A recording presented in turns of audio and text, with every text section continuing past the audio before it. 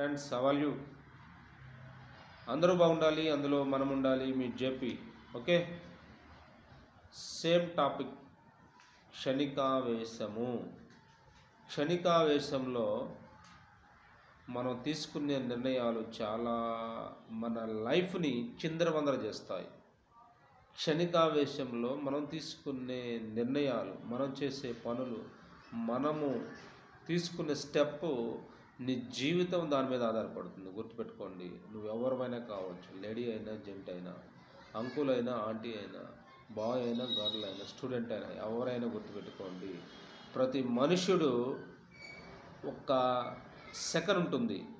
ఆ సెకండ్ వాళ్ళని జీరో చేస్తుంది, లేకపోతే హీరో చేస్తుంది.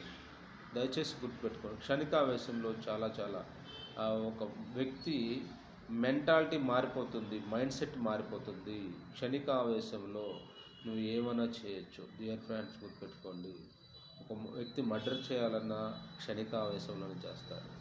ఒక వ్యక్తి తొందరపడి నోరు జారాలన్నా క్షణికావేశంలో చేస్తాడు.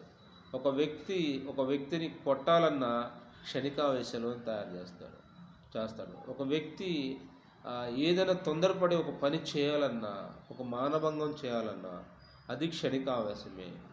ఒక వ్యక్తి అప్పటి వరకు బాగుంటాడు, కానీ ఆ క్షణంలో ఆటోమేటిక్గా టెంప్ట్ అవుతాడు.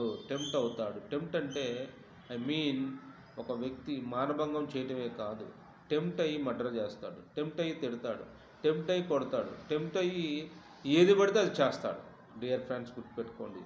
ఈ క్షణికావేశం అనేది ప్రతి ఒక్క జీవితంలో ఏదో టైంలో వస్తుంది.